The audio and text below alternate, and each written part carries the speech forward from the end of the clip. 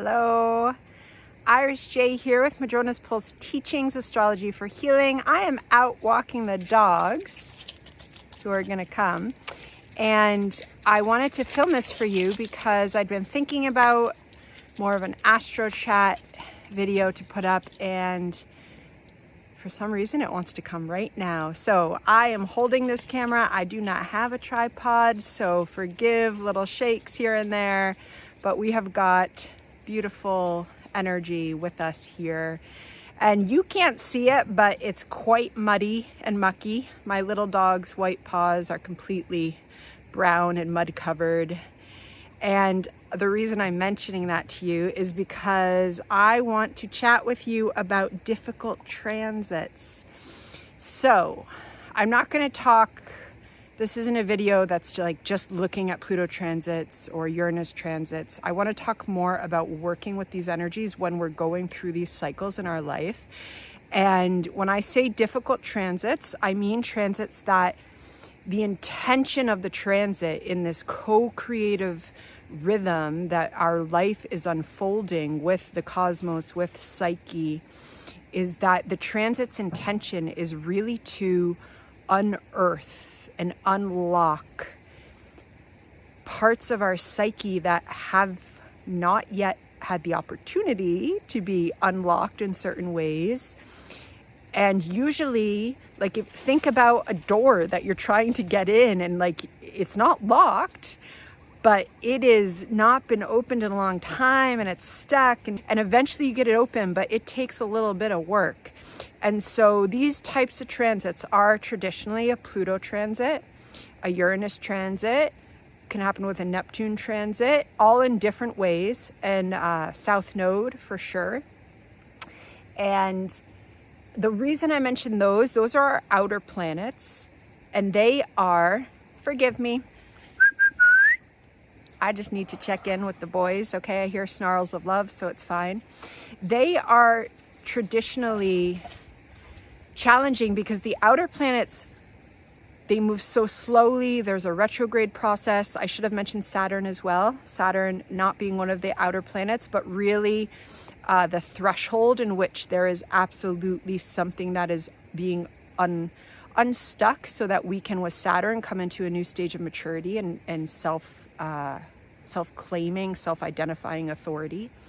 And so the idea is that, especially like a Pluto transit lasts usually around 1.5 years, it depends. And there is the first pass, then most likely it goes into retrograde. And then we get that second pass and it stations direct, and we get a third pass. And so there's also a rhythm of the energies and the intensity coming up. And so part of working with these transits is allowing ourselves to reframe them a lot of the times. Reframe so that what is changing, if we have a Pluto transit, something's being transformed. If it's talking to our sun, our moon, a Pluto conjunct or square the moon is a deeply sensitive transit that is reframing our sense of our inner world, our inner self. So with a Pluto transit, there is a death and rebirth cycle merging between literal and figurative realms, and it is meant to transform. But in order for that to happen, whatever it's touching has to break down. So if it's our sun, it's it's a core part of our identity. If it's our moon, it's our emotional world, and most likely the narrative of self that we have formed throughout our life. If it's Venus, our values with Pluto and or Uranus and or Neptune, a Venus transit, no matter what, is asking us to unpack and let be dismantled the values that we appropriated from family, from society, from ideologies like patriarchy and colonialism, which impact every individual's sense of power regardless of gender. If you're having a Uranus transit, it is absolutely about coming into our more authentic self. And so, you know, Uranus is wild card energy. Uranus is sudden shifts and changes. And the thing about Uranus is that Uranus is beyond any binary of good and bad. We attach that to events, our human mind that's been conditioned to think this is good, this is all I want, I don't want any of that other stuff, I don't want any of that muck that's covering my boots right now. Do you know how much fun it is to run with the muck, through the muck with the dogs? Like, all of these challenging transits are asking us to unlearn conditionings. And it's the intersection of conditionings that come from our upbringing, our intersecting cultures, that come from how we enter and move through society, that come from our own experiences. And part of working with challenging transits is allowing the process to unfold. South node transits. South node transits can be exhausting. South node on the sun, it can drain our energy. And this is also a key part of working with transits, is that we firstly allow ourselves to rest, that we don't resist. We don't resist that this might be a challenging time. This is why having a sense of your chart, getting a reading with an astrologer can be really helpful, because it can show us some of the timing. And this is what astrology is lovely for, the timing, not predicting. When we move from a full-on place of predicting, that is usually driven by a sense and desire to control.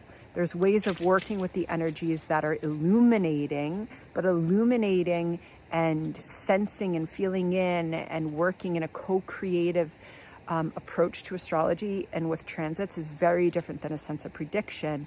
And when we come into co-creating with the transits, we also then are looking at what the transit is speaking to in our whole psyche, which is our whole chart, and all the different layers of rulership and how it's talking to another planet and another planet's rulership.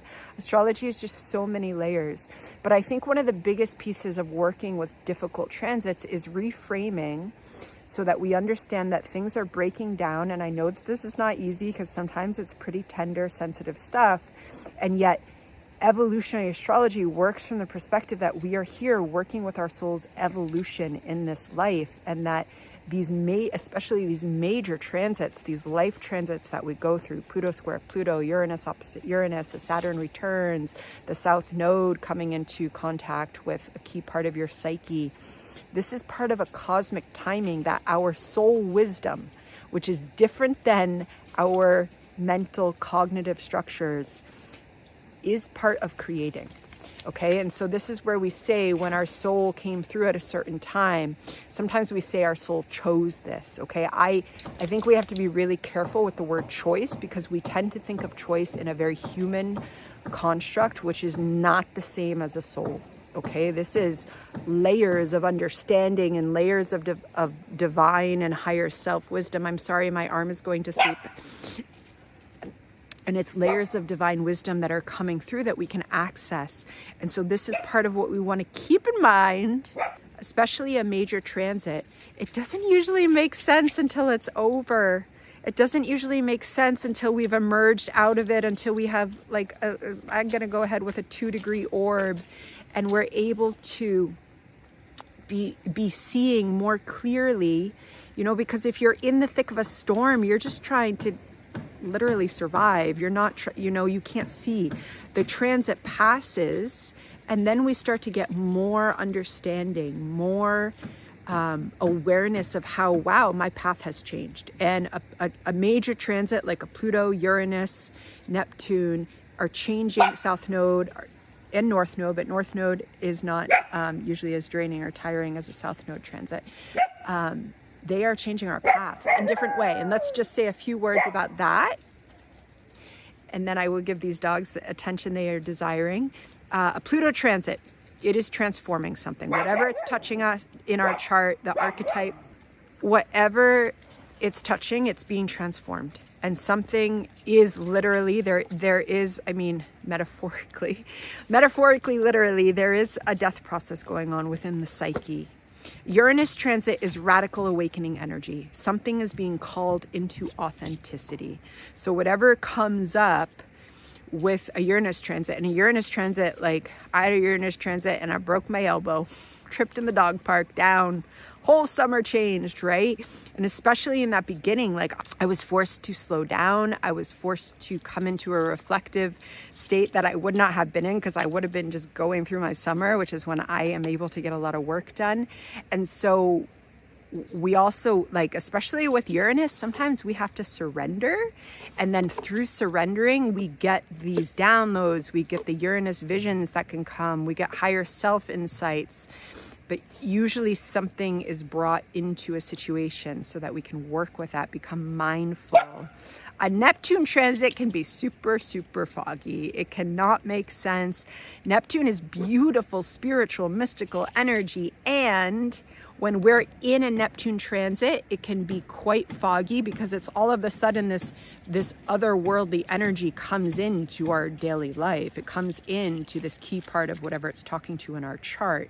And so being with a Neptune transit requires a different type of surrender, which is often the logical mind, which in our society, we are conditioned to fight against surrendering the logical mind, but Neptune is not the logical mind. So sometimes with a Neptune transit, we just have to let it. And then as we emerge, we have a whole new level of clarity, okay?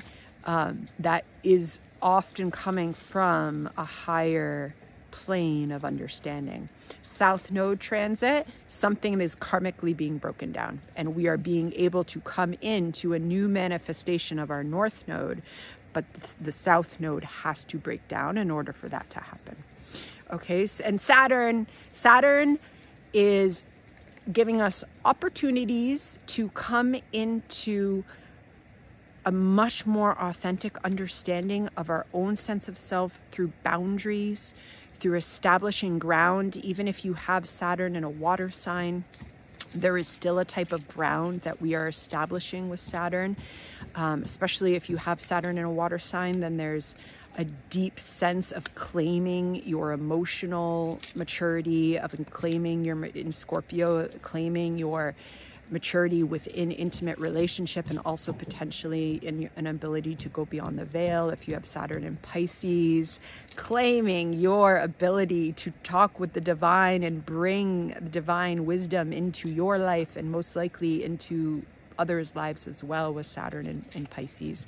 So Saturn is about allowing us to claim authority, and really just a Saturn transit reclaiming the word authority, which is just covered, dripping in outdated power over patriarchal paradigms that we can change. Okay, and there's a beautiful frame for the last shot of this impromptu talk about difficult transits. And with that, be well, take care.